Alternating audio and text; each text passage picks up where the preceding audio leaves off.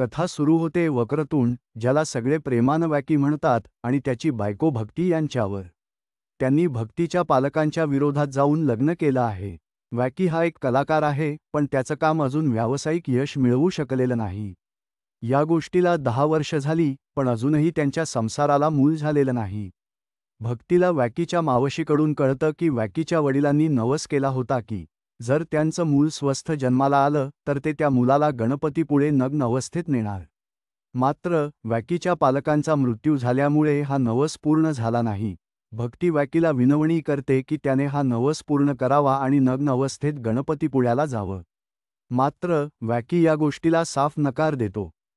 तेव्हा वॅकी आणि त्याचा मित्र किशोर, अतुल परचुरे ठरवतात की ते एका छोट्या अभिनेत्याला भाड्यानं घेऊन त्याला साधूचं नाटक करायला सांगणार. तो साधू त्यांना असा सल्ला देतो की वॅकीचा एक मानवी पुतळा तयार करून तो गुपचूप गणपतीपुळ्याला सार्वजनिक वाहनातून नेला पाहिजे, ज्यायोगे नवस पूर्ण होईल.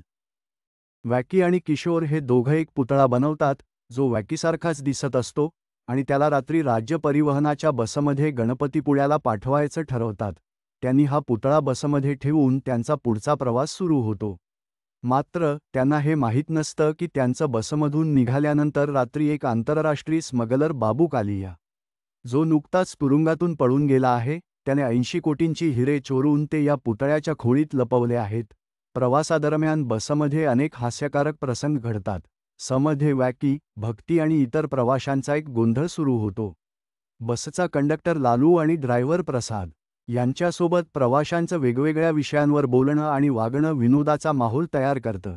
दरम्यान वॅकी एक प्रवासी जो बाबू कालियाला ओळखत असतो, त्याच्या मदतीने बाबू कालियाचा चित्र पोर्ट्रेट काढत असतो.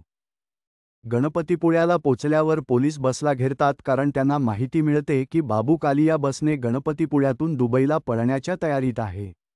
तेव्हा वॅकीचं पोर्ट्रेट पूर्ण होतं आणि बाबू कालिया आपली खरी ओळख उघड करतो. तो वॅकी आणि इतर प्रवाशांना धमकावतो आणि हिऱ्यांचा बॅग मागतो, नाहीतर सगळ्यांना मारण्याची धमकी देतो. याचवेळी भक्ती वॅकीला पुतळा घेऊन मंदिरात जायला सांगते. वॅकी तिला सांगतो की साधू बनलेला माणूस खोटा होता आणि हा सगळा त्याचाच प्लॅन होता कारण त्याला नग्न अवस्थेत गणपतीपुळ्याला जायचं नव्हतं. तरीही वॅकी पुतळा घेऊन मंदिराकडे धावतो, पण इतर प्रवासी आणि पोलीस त्याच्या मागे धावत त्याचे कपडे फाडतात. वॅकी मंदिराच्या जवळ पोचतो, तोवर त्याचे सगळे कपडे फाटून तो पूर्णपणे नग्न झालेला असतो. तरीही तो नवस पूर्ण करतो. या दरम्यान बाबू कालियाला पकडण्यात यश मिळतं आणि त्याबदल्यात वॅकी आणि भक्तीला 8 कोटींचं बक्षीस मिळतं. कथा इथे संपते, जिथे वॅकी आणि भक्ती या सगळ्या गोंधळानंतर आनंदात आपलं पुढचं जीवन जगतात.